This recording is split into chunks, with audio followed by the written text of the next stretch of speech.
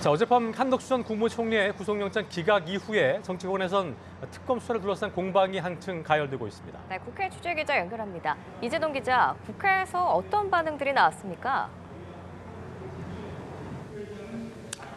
네, 한덕수 전 총리의 구속영장이 기각된 데 대해 민주당은 사법 신뢰를 근본적으로 흔드는 위험한 선택이라며 사법부를 비판했습니다.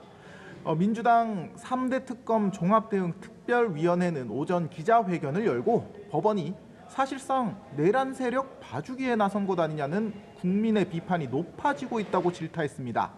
법원을 겨냥해 사법 신뢰를 근본적으로 흔드는 위험한 선택이라고 쏘아붙였고 특검에는 구속영장 재청구를 촉구했습니다. 직접 들어보겠습니다. 매우 깊은 우려를 표명합니다. 한덕수 전 총리는 범죄 혐의도 심각할 뿐만 아니라 또한 사실상의 증거인멸 가능성도 있는 매우 심각한 그런 상황입니다.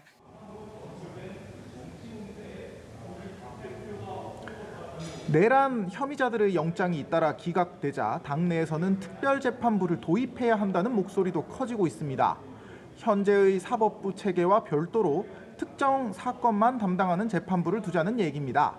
반면 국민의힘은 구속영장 기각은 당연한 결정이라는 반응입니다. 장동혁 대표는 지도부 회의에서 특검이 시작된 지 많은 시간이 흘렀고 충분한 증거 수집이 이뤄졌을 것이라며 특검을 질타했는데요. 직접 들어보겠습니다.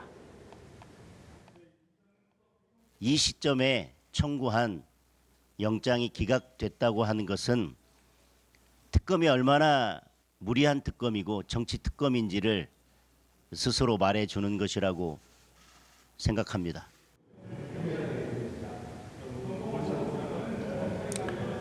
장 대표는 대표 선출 뒤 국회에서 처음 당내 중진회의를 주재하기도 했습니다. 중진 의원들은 장 대표에게 내년 지방선거 승리를 위해 내부 분열 극복과 당 시스템 개선 등을 주문했으며 내부 총질 세력을 겨냥한 결단에 대한 얘기는 나오지 않았다고 참석자는 밝혔습니다. 자, 어제 국회 본회의에서 국민의힘 추천 몫의 국가인권위원 후보자 2명의 선출 안건이 부결된 것을 놓고도 후폭풍이 이어지고 있다면서요.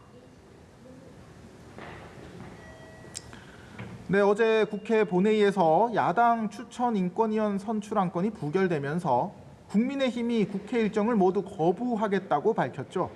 해당 후보자는 사랑제일교회 정강훈 목사를 변호한 것으로 알려졌는데요. 성원석 원내대표는 누군가를 변호한 게 결격 사유라면 살인범을 변호한 이재명 대통령은 대통령 자격이 있냐고 비판했습니다.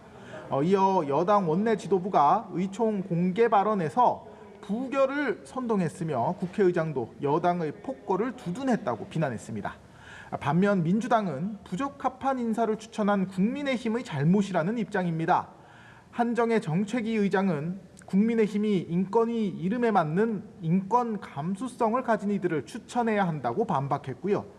원내소통 수석 부대표인 박상혁 의원은 야당의 보이콧을 겨냥해 헌법적 의무와 자신들의 역할마저 내팽개친 국민의힘은 더 이상 공당의 자격마저 없다고 목소리를 높였습니다. 국민의힘이 국회의장과 여당의 사과와 반성 없이 향후 정기국회 주요 일정 협의는 어렵다고 거듭 밝히고 있어 정기국회가 시작부터 파행할 수 있다는 전망도 나옵니다. 네, 이런 가운데 여야는 오늘 나란히 9월 정기국회 전략점검에 들어갔죠.